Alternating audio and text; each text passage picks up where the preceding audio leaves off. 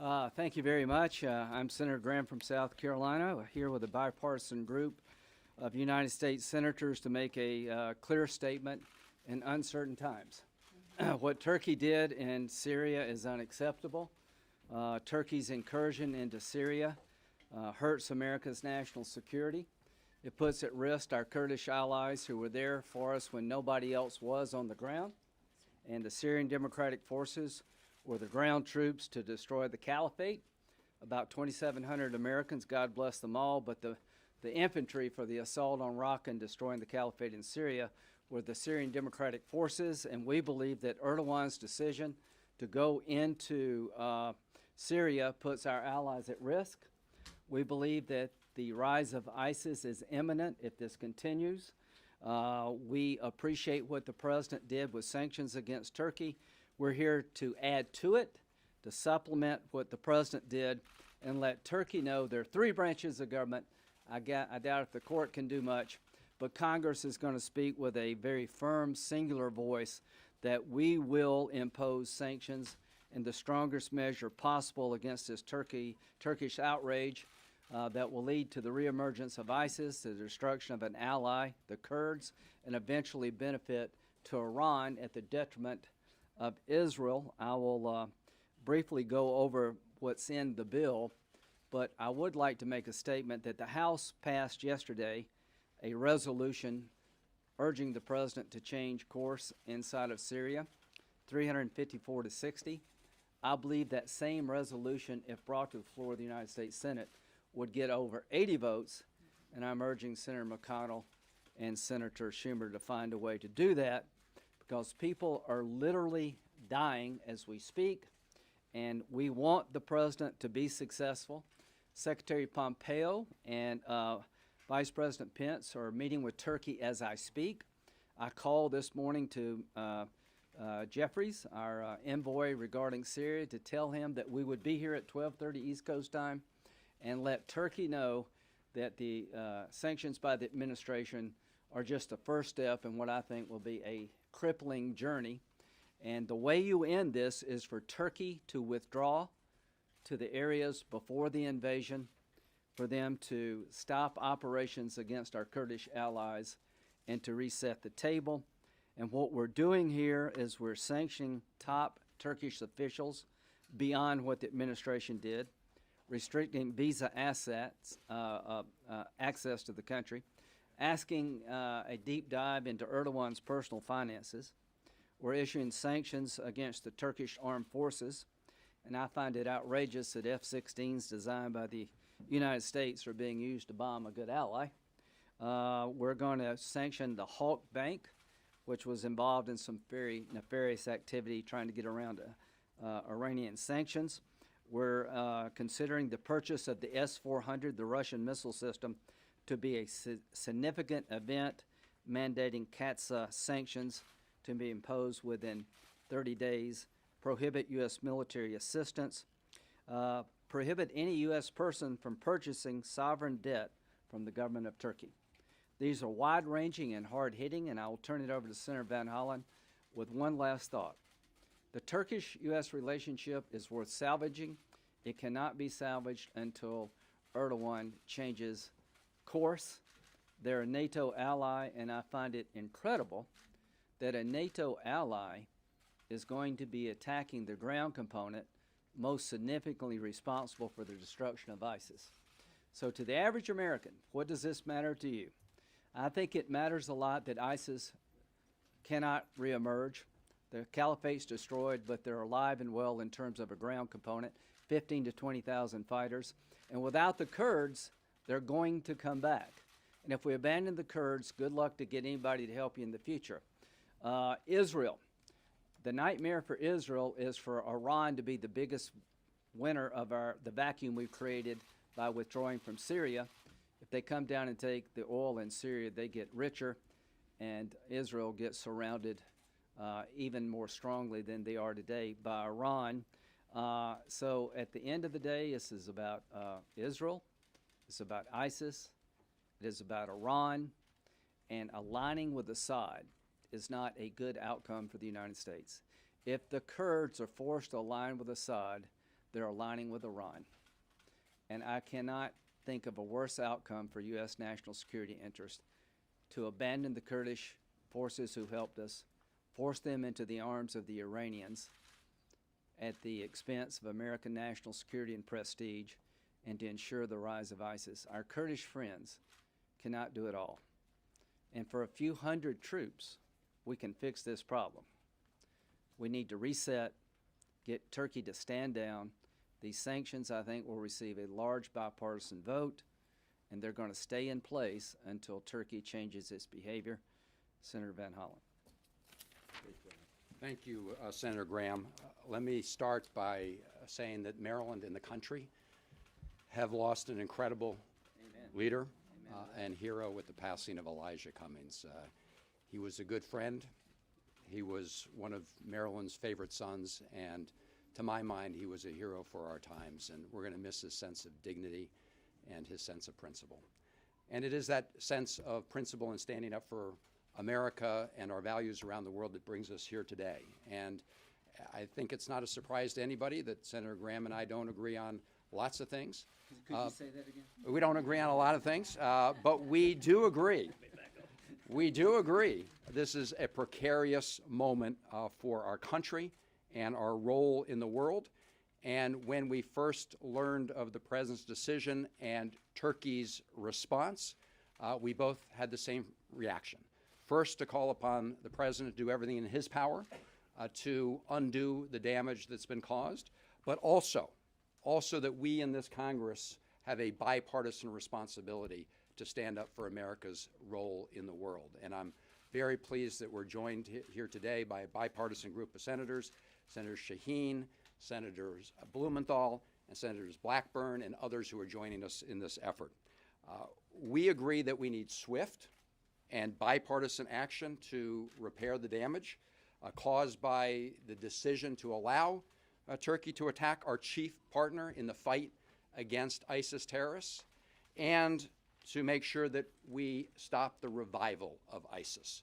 The Syrian Kurds have been the tip of the spear in our fight against ISIS and its reemergence, and we cannot abandon them. So the Senate should immediately vote on the bipartisan resolution that Senator Graham mentioned that passed the House yesterday, but then move immediately to take up the bill that we're introducing today. I think we all recognize that much damage has already been done. As Senator Graham said, Russia, Assad, Iran, and ISIS are moving quickly to fill the void, but we can demonstrate in a bipartisan way that American leadership matters here in the Congress and take the measures that we're calling for today. We got to send a message. We have to send a message that America will stand with our allies in the fight against terrorism, and that we will fight to make sure ISIS does not get more oxygen and come back. They have been down, but they are not out, and this action that's been taken gives them an opportunity to come back, and we cannot allow that to happen. That is the result of the decisions that have been made in the Turkish aggression. I just want to hold up a headline that tells you what the problem is here. It's right here. Turkish-backed forces are freeing Islamic State prisoners. Turkish-backed forces are freeing Islamic State prisoners.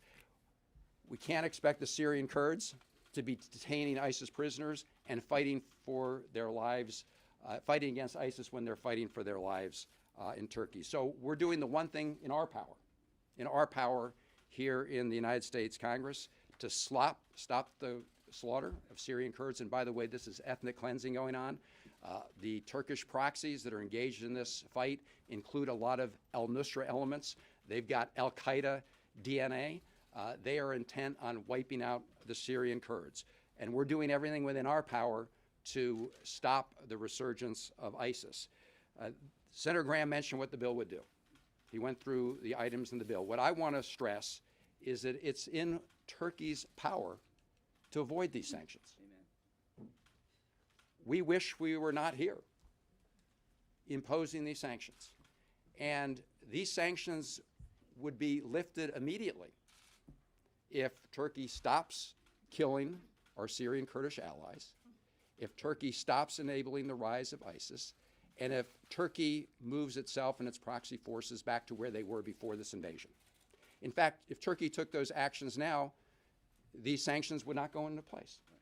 And I agree with Senator Graham. We want Turkey as an ally, but they are testing their role within NATO. With this action and with their previous acceptance of delivery of the Russian S-400 air defense system. But we do not want these sanctions to have to go into effect, but in order to make it clear to the world, we'll stand by our Syrian Kurdish partners to stop the resurgence of ISIS and to make sure that those things happen. We are insisting that this will take place if Turkey doesn't act to protect all of our interests. And so now it's my privilege to turn the podium over to Senator Marsha Blackburn from Tennessee. Thank you, Senator Van Hollen. And he and I have been in agreement for a very long time on the importance of standing with the Kurds. And when we were each House members, we co-chaired the Kurdish caucus. And the reason I was involved with it is because of the population of Kurds that call Nashville in Tennessee home. And the Kurds have stood with us without fail. They have been resolute in their ability to push back on evil. They have been resolute in pushing back on ISIS, and they have lost thousands of lives. And the Kurds that have been there fighting, making certain that we had this safe area, making certain that the SDF was holding these ISIS prisoners. This is something that is not lost on us, and it is not lost on them. Now, as you have heard, Turkey could stop this right now if they wanted to. And looking at our NATO allies, we hope that Turkey will receive a message that it is important for them to stop this. And I want to commend Senator Graham. I want to commend Senator Van Hollen for bringing the legislation forward. Sanctions are important. And it is important to realize that we will not stop. This is not going to be the last step. This is the first step to make certain that all that we have fought for, the gains that we have made, are not going to be pushed aside because of Turkey's aggression.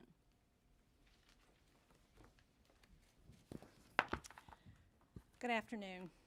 I'm pleased to join my colleagues here, both Republican and Democrat, to address the tragic disaster in Syria. Senator Graham and I had the opportunity to visit northeastern Syria last year. We walked around the markets where families felt safe to do their shopping. We broke bread with our Kurdish and Arab partners. Everywhere we went, we saw children flashing V signs when they saw the American members of our military. And what we heard over and over again from the Kurds, from the Syrians, from the Arabs who we met with was, please don't let the United States abandon us. Well, that's exactly what we've done. And it is heartbreaking to see how things have changed, to see those videos where Kurds are being killed by Turkish fighters with their hands tied behind their back.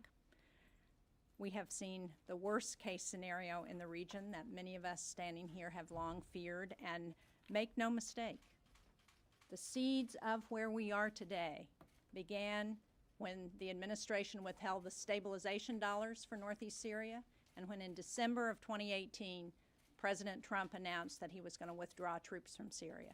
That sent a very strong signal to Turkey and to President Erdogan.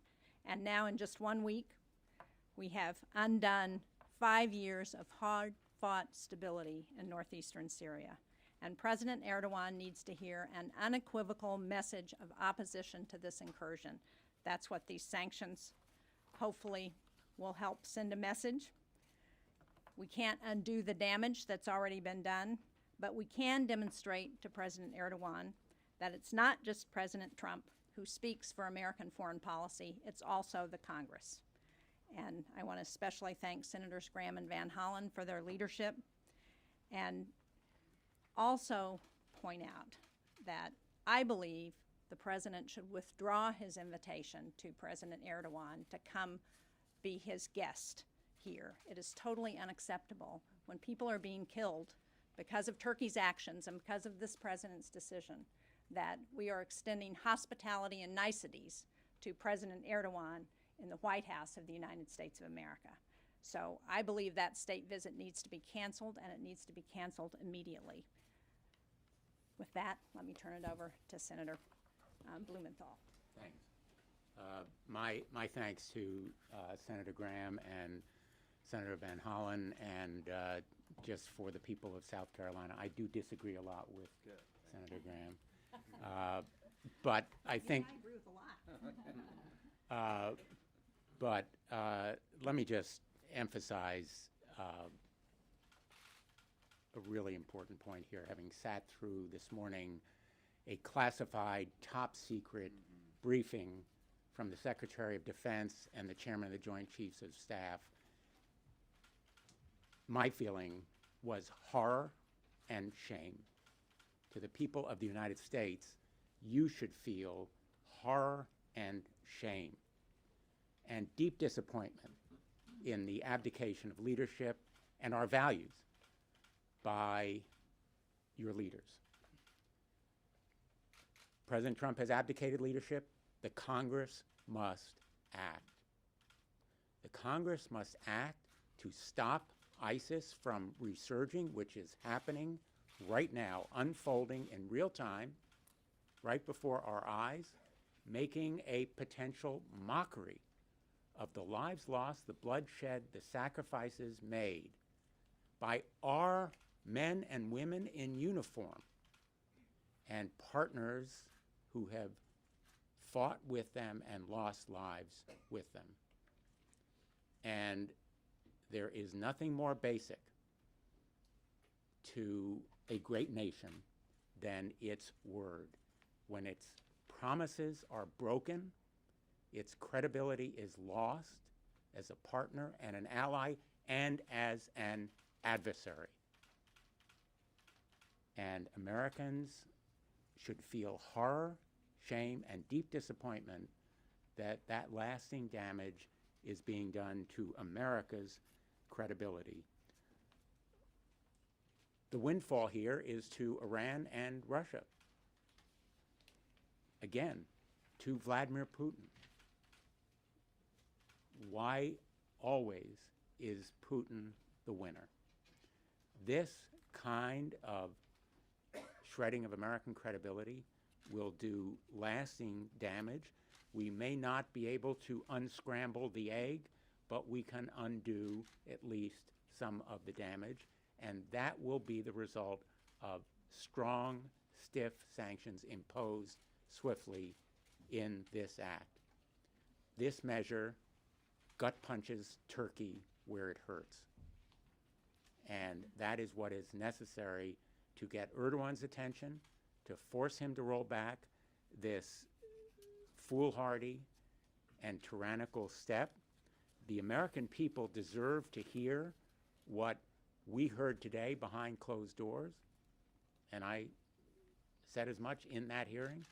Absolutely. They deserve to hear all of the facts on the ground, so they will know what can and should be done to reverse this misguided policy. And let me just say, and I never thought I would say this about the United States of America, we are going to be complicit in the ethnic cleansing that occurs as a result of this absolutely abhorrent action. We will be held responsible, and rightly so, by history for the potential genocide that will occur in that region if we fail to act. History will haunt us if we continue to retreat from those basic principles. And I can say that we're going to have strong bipartisan support for this measure. The best sign of it is the numbers of our colleagues who want to support it now and I look forward to gaining support as we go forward. Thank you. Senator Graham, the president has long been reluctant to put any pressure on Erdogan, including after they bought the Russian defense system. Yeah. Do you worry that Erdogan no longer has any fear or respect of the United States and is going to ignore anything that the Congress does? Well, number one, I want to compliment the administration for imposing sanctions, and I think they're real. Tariffs on Turkish steel will matter to Turkey. Now, we'll pay a heavier price here, but I think it's a price worth paying to restore your honor. And this is about restoring our honor. And I don't need to lecture the American people about ISIS. If you missed the last 4 years, you missed a lot. If you think they're just going to Europe, you're kidding yourself, because they want us more than anybody else. They're out to destroy Israel if they can. The Kurds, in their eyes, are the enemy, not an ally. So the bottom line is, I think what the administration has done has gotten Turkey's attention, but clearly hasn't worked. The president did not give a green light, but Erdogan went in anyway, and that's the problem. The reason we're doing this is China's watching. Russia's watching. Iran is watching. And I want them to know that you will not get a pass. If you do something in Hong Kong, you're going to get hit harder than we're doing today. If you move into parts of Eastern Europe, Russia, we're still here and we're going to hold you accountable. Iran, if you keep threatening the neighborhood, more is coming your way. So not only is it important to restore the credibility we lost with Erdogan, it's important to restore our position in the world and let others know what comes our way. Let me just, I'd like Yeah. to respond to that as well. So Erdogan clearly listened to President Trump on that phone call. And the message he got was, go ahead and attack the Syrian Kurds. That's obviously the way Erdogan interpreted it. Right now, the president has said that he is going to, quote, destroy Turkey's economy if they keep doing what they're doing. And my question is, for God's sakes, when are you going to act? The slaughter is going on right now. The sanctions on Turkish steel were the same sanctions the president put on Turkey when we had a pastor who was in Turkish, was held by Turkey. They represent 0.4% of all of Turkey's exports. So my goodness, the president, if he wants to act, he has the authority today to undertake a lot of the sanctions that we're calling for. And he should do it. But the point we're making here today is, in the absence of presidential action to stand up for the principles and values and support our allies and stop the resurgence of ISIS, we will act on a bipartisan basis. Senator, an early version of your bill included the personal direct sanctions against Erdogan. Abigail, you're next. Do you think President Trump will sign these sanctions if they pass? My hope is that he will see them as leverage. I don't know what Pompeo and Pence are going to accomplish today. Hope they can accomplish a ceasefire, stop the bloodshed. You know, Marcia has spoken very eloquently about the Kurds. I mean, you know, if we stand on the sidelines and these people get rolled over, God help us all in the future, right? So I think President Trump's team is on the ground trying to talk sense to Erdogan. But I called this morning. I want Turkey to understand it's just not Trump and Pence and Pompeo. It's the rest of us. And I'm hoping that bipartisan, wide and deep, I'm hoping that this will help their hand. But I think if we had a vote on these sanctions, it would be veto-proof. And I would hope that President Trump would welcome them. Senator, can I ask about the military assistance prohibition? Senator Graham, Yeah. How does the prohibition on military assistance comport with sort of NATO missions and Incirlik Air Base, the sort of ongoing military operations? Yeah, I think it's complicated, but I think what we're trying to do is make sure that American-made F-16s are no longer used to bomb Kurdish allies. We're trying to send a signal that the purchase of the S-400, whatever problems we had before, have just gotten worse. And if you want to be a NATO ally, you got to act like a NATO ally. Can you imagine any NATO country invading Syria to the benefit of ISIS? That's what they're doing. They're invading Syria to the benefit of ISIS. They have a concern about YPG elements in Syria. I get that. I've been saying that for years. I told President Erdogan, this is not the solution to dismember the coalition we put together to destroy ISIS. And it was you, President Erdogan, who allowed the ISIS fighters to flow in to begin with. Senator Graham. Anybody else? Yeah. Senator Graham, why do you think that President Trump listened to you last December when he wanted to quickly withdraw? Good question. And why he's not listening to you now? Do you think it's election year politics? And do you, what specific assurances did President Erdogan make in the phone call you participated in to President Trump? Okay, so let's walk through this. The one thing I want you to know is that President Trump did not wake up 2 weeks ago and say, hey, Erdogan, you can have Syria. In December, he announced a withdrawal. To President Trump's credit, we reconfigured that withdrawal. We slowed it down. We reassured the Kurds that we're not going to abandon you. We to create a safe zone, tried to create a safe zone where Turkey would feel that we're sympathetic to the Kurdish problem. The YPG Kurds in the eyes of Turkey are terrorists. Well, for us, they were allies. So we're trying to accommodate both interests. And what happened is that Erdogan called the president a couple of weeks ago and accused our generals of slow walking the safe zone that we helped create, lying, and that he could not tolerate it anymore. So it's not like President Trump just woke up one day and said, I'm tired of Syria. Erdogan called him and said, I am going to go in. The president counseled him not to, but the problem we have, it did not work. And here's what I fear. If it doesn't work with Erdogan, it's not going to work with Xi, and it's not going to work with the Ayatollah. So I think now's the moment for the president to embrace bipartisanship, to work with the Congress. Let us be your partner to get a common objective. The objective is to reset the table, stay in touch with the Kurds so they won't get slaughtered, make sure ISIS doesn't come back, make sure Iran doesn't capture the oil fields, and give Turkey some reasonable sense of security. That can only happen if we stop the bloodshed, and I see no scenario where we can achieve our national security interests if we go to zero in terms of troops. The Erdogan assurances, sir? The Erdogan assurances in the phone I call? just want to add something to that, because it's not just about passing the sanctions bill or sending the Vice President and the Secretary of State to meet with President Erdogan.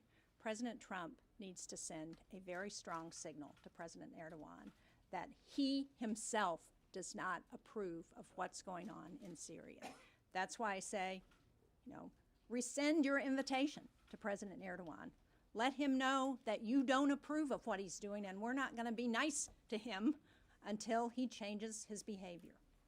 Yeah, I would just add that the action that President Trump took after that earlier phone call from Erdogan was to withdraw our special forces, which obviously left the Syrian Kurds vulnerable.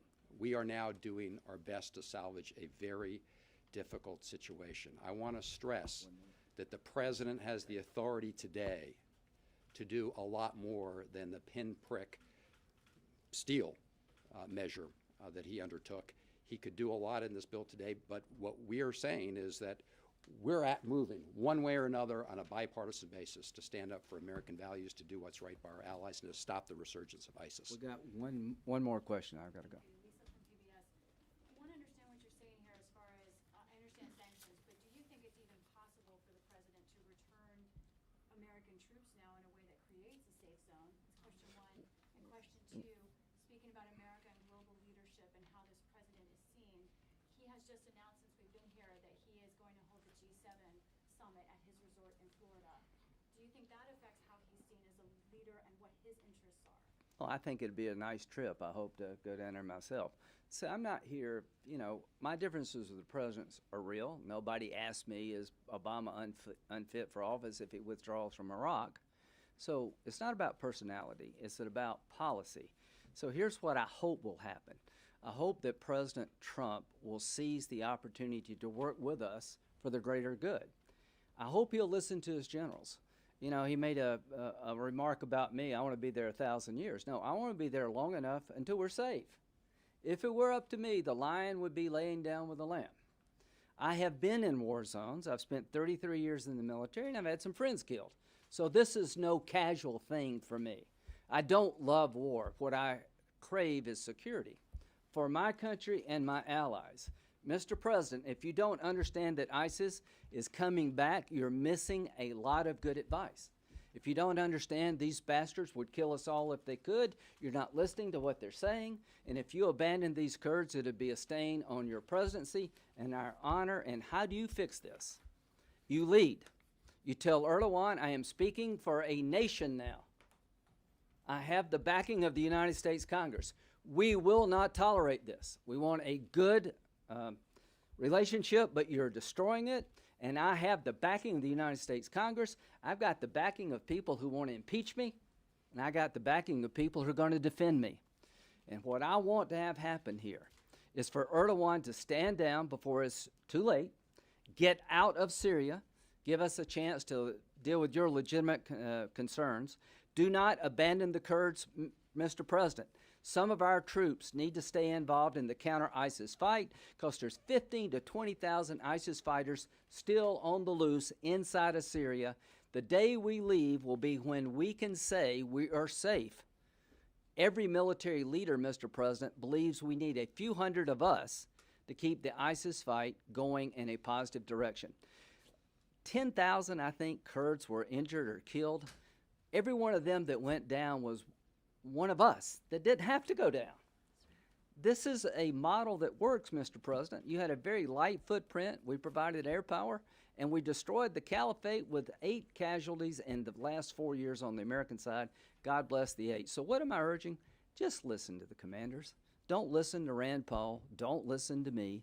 We'll go play golf, and we'll talk about golf. If you don't think I don't know what I'm talking about, that I'm a warmonger and want to stay forever, just write me off. All I'm asking is that you do what President Obama did not do. Listen and adjust. You have an opportunity here to reset the table with a configuration of American forces in the hundreds, not the thousands, that will reassure a valuable ally, keep Iran from being the biggest winner, and protect our friends in Israel. If you continue on the course you're on, you will have brought a lot of damage to the nation. You'll abandon a valuable ally. You would set in the motion the reemergence of ISIS. And Mr. President, as much as I like you and want to work with you, I am going to be consistent. I will hold you accountable. And let me just answer that question from a military standpoint. The answer is yes. Based on publicly available knowledge, the answer is yes. We have the resources to act. We still can get back. Let me just say in closing here that over the congressional break, I was in Afghanistan with Senator Hassan and talking to our commanders on the ground. 2 takeaways. One, some of them had been arm in arm with our Syrian Kurdish partners in their earlier deployments in the fight against ISIS. And for them, the president's action was one of the most shameful days. The second is we heard from our commanders that their bigger concern these days in Afghanistan, it's not al-Qaeda, although that remains a concern, but the rise of ISIS Khorasan in Afghanistan, taking direction from the folks, ISIS folks who are in, remain in Syria and Iraq. So while they've lost some territory, they were already, unfortunately, alive and kicking before the decision by the president and the action by Erdogan and Turkish forces. But now they've been given new fuel and new oxygen. And we cannot stand for that. And we in Congress must do our part. Sanctions are never a perfect tool, but we have to do what's within our power as a bipartisan group of senators to do what's right. So thank you all very much. Can you clarify something about troops? Are you hoping that some troops remain? Have you gotten word that like just a few hundred will? Like what is actually happening with U.S. troops? Are all of them leaving? Can you clarify what's that? It's not clear to me exactly what's happening. And as you know, things come out of the White House that change by the hour. And so the answer is I don't know. What we are saying is that we need to move quickly to put in place these sanctions. They're tough sanctions, but they can be avoided or they will be lifted when Turkey stops slaughtering our allies, the Syrian Kurds, stops helping the resurgence of ISIS, and takes itself and its proxies back to where they were before their attack.